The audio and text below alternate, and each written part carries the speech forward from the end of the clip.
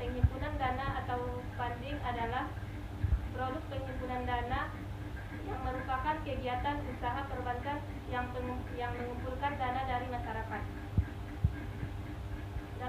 Dalam penghimpunan dana atau funding terdapat simpanan dan investasi. Dalam simpanan terdapat akad wadiah atau titipan.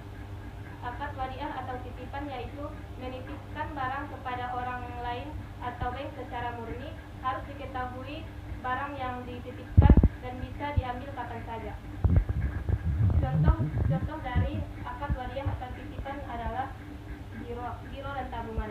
Giro merupakan simpanan yang penarikannya dapat dilakukan setiap saat dengan menggunakan cek dan bilet giro, sedangkan tabungan merupakan simpanan yang penarikannya boleh dilakukan kapan saja, tetapi dilakukan menggunakan syarat-syarat tertentu.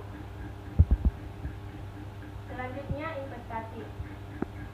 Dalam investasi terdapat akad mudharabah atau bagi hasil. Mudharabah atau bagi hasil merupakan kerjasama antara dua belah pihak, yaitu sohibul mal atau pemodal dengan mudharib atau penerima modal. Contoh dari mudharabah atau bagi hasil yaitu tabungan dan deposito. Tabungan adalah simpanan yang penarikannya boleh dilakukan kapan saja, tetapi dilakukan menurut syarat-syarat tertentu yang telah disepakati dan tidak bisa ditarik menggunakan cek dan bilet giro. Kemudian deposito merupakan simpanan yang penarikannya hanya boleh dilakukan dalam waktu tertentu sesuai dengan kesepakatan bersama. Selanjutnya, penyaluran dana atau lending. Dalam penyaluran dana atau lending terdapat jual beli, bagi hasil, dan sewa menyewa. Dalam jual beli terdapat murabahah. Terdapat akad murabahah. Murabahah merupakan perjanjian jual beli antara bank dengan nasabah. Dengan bank membeli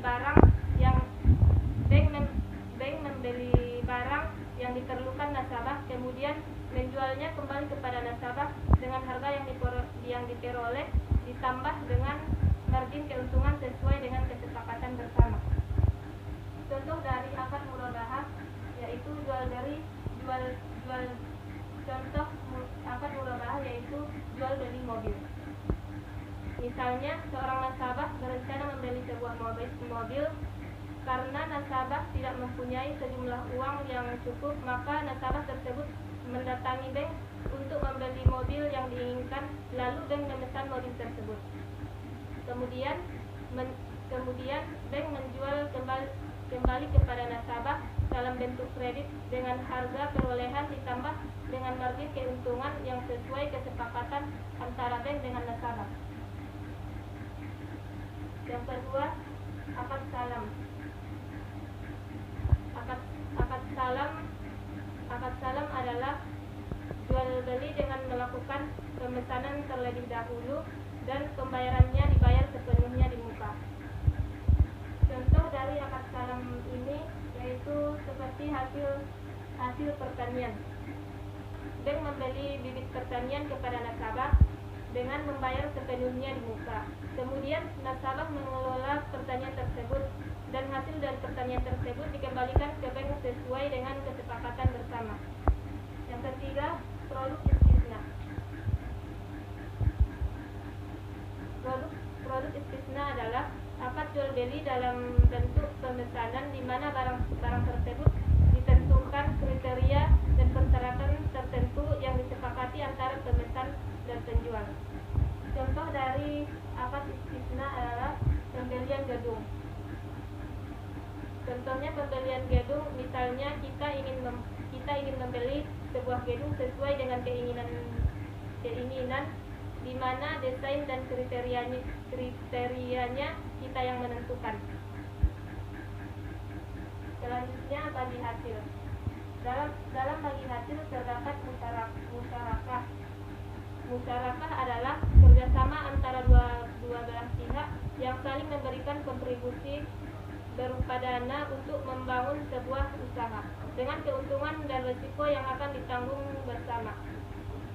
sesuai kesepakatan bersama. Contohnya pembelian ruko. Misalkan bank bekerja sama dengan nasabah membeli ruko dengan mengeluarkan modal masing-masing. Apabila ada keuntungan dan rugi akan dibagi bersama. Selanjutnya mudharabah. Akad mudharabah adalah bentuk kerjasama antara dua atau lebih di mana pihak pemilik modal memberikan modalnya kepada pengelola atau mudharib sesuai perjanjian, yaitu bank memberikan modal kepada nasabah untuk pembuatan usaha ayam potong, di mana modal sepenuhnya ditanggung oleh pihak bank, di mana keuntungannya dibagi bersama, sedangkan apabila terjadi kerugian akan ditanggung oleh pihak bank. Selanjutnya, sewa menyewa. Dalam sewa menyewa terdapat akad ijarah. Akad ijarah adalah akad pemindahan hak guna atau manfaat atas suatu barang dalam waktu tertentu dengan pembayaran sewa atau ujrah tanpa diikuti dengan pemindahan kepemilikan atas barang tersebut. Contoh dari akad ijarah yaitu sewa ruko. Contohnya, bank menyewakan ruko kepada nasabah untuk dimanfaatkan tanpa berpindah hak kepemilikannya dengan nasabah membayar uang sewa kepada bank. Yang kedua, ijarah muntahiyah bitamlik. Akad ijarah muntahiyah bitamlik adalah akad sewa menyewa yang diakhiri dengan pemindahan kepemilikan. Contoh dari ijarah muntahiyah bitamlik, KPR jangka panjang. Contohnya kredit pemilikan rumah atau KPR jangka panjang, misalnya bank menyewakan rumah kepada nasabah dengan bank mengajukan opsi untuk membeli rumah tersebut kepada nasabah. Jika nasabah setuju, maka nasabah membayar kredit ke bank setiap bulannya sampai berakhir masa sewanya. Jika masih